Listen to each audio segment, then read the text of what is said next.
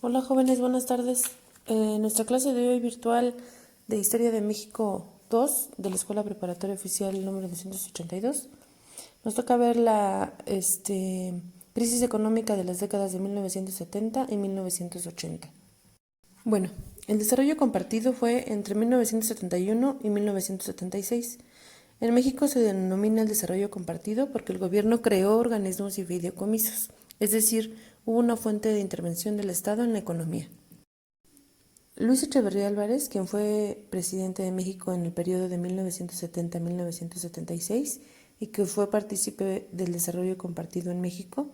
En la década de 1970, México resiente la crisis de la economía mundial y el Estado mexicano amplía su participación en la economía nacional. Esto se da derivado de la política durante este sexenio y se recurre al creciente endeudamiento externo. Para el 31 de agosto de 1976 se anuncia la flotación del peso y se pierde la estabilidad cambiaria que había existido durante 22 años. El gobierno de Luis Echeverría se embarcó en políticas populistas de elevado gasto deficitario y expansión monetaria para recuperar el consenso político. Su estrategia política consistía en acelerar el desarrollo económico y repartir sus frutos de manera igualitaria mediante la expansión acelerada del sector público y de su papel cada vez más amplio en la toma de decisiones económicas. El efecto global de las políticas económicas aplicadas fue la enajenación del sector privado y también la desestabilización de la economía. La inflación se aceleró y aumentó el déficit externo a fines de su periodo presidencial. José López Portillo, quien gobernó México de 1976 a 1982, trata de recuperar la confianza perdida durante el régimen anterior. La política de este sexenio se basa en 3 puntos principales.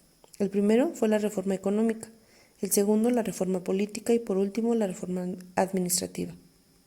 Estas reformas pretendían resolver los problemas que afectaban al país y que se habían agravado por no haberse dado las soluciones a tiempo, y se crea el Plan Global de Desarrollo en 1979. De 1977 a 1982, ya hace 38 años, se embarcó en un camino de austeridad para la estabilidad de la economía, con el apoyo del Fondo Monetario Internacional. También se adoptaron las políticas de gasto deficitario y la expansión monetaria agresiva, fácilmente financiadas mediante el crédito bancario externo, con reales bajas o incluso negativas. La conjunción de un cambio nominal fijo dio lugar a una rápida apreciación real del peso. Al mismo tiempo, los controles de crédito interno fueron eludidos por el recurso del endeudamiento privado. Para 1981 se utilizó intensamente el endeudamiento público con el exterior para financiar el déficit público y para defender el tipo de cambio contra una creciente especulación y fuga de capitales. El desarrollo compartido también tuvo objetivos como reducir la deuda externa de la nación, integrar al sector obrero dentro de todos los sectores de producción, acabar con la desigualdad social, darle vida nuevamente a la actividad económica. Para ello se buscaba modernizar la industria logrando de esta forma una mayor productividad, aumentar las exportaciones y disminuir las importaciones, aumentar el gasto público, corregir las deficiencias del modelo del desarrollo estabilizador implementado en México, que fue el tema que vimos la clase pasada, impulsar el ahorro nacional, mejorar la educación mediante la reforma educativa e impulsar la ciencia y su difusión, y también compartir de forma igualitaria el ingreso nacional. ¿Qué logró el desarrollo compartido? Bueno, sin duda esta política tuvo un impacto positivo en la economía mexicana, logrando lo siguiente. Logró un mayor apoyo al sector industrial privado por parte del gobierno nacional. Estimuló la producción de bienes de capital.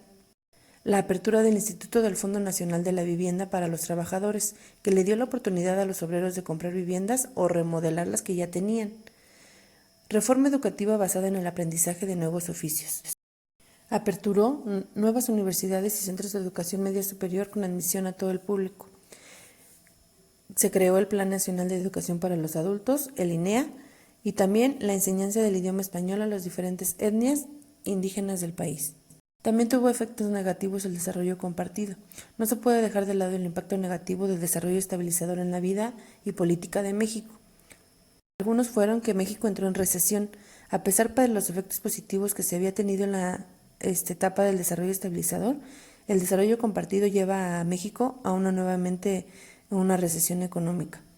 El Producto Interno Bruto se registró en un crecimiento más bajo desde 1959. El peso se desplomó al final del sexenio de 12.50 a 70 pesos por dólar. La deuda externa aumentó. De hecho, se duplicó de 8 a casi 26,000 millones de dólares, imagínense. Se gastaba más de lo que se producía y por ende no había un retorno en la inversión, sino pérdidas. Se produjeron revueltas sociales y manifestaciones populares a gran escala en muchas partes del país.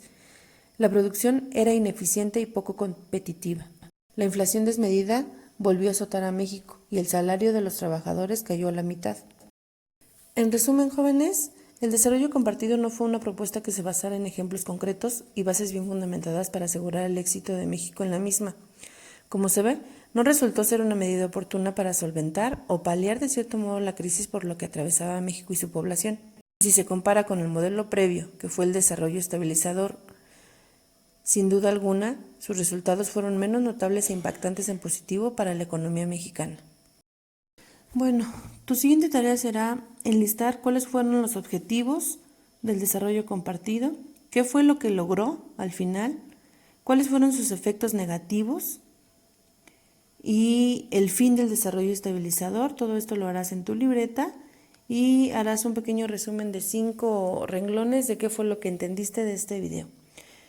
Tomarás fotografía y la subirás a esta asignación llamada Desarrollo Compartido. Cualquier duda o comentario, ya saben que estoy disponible para ustedes de lunes a viernes de 2 a 6 de la tarde. Espero que tengan un excelente inicio de semana y me despido de ustedes. Hasta luego, jóvenes.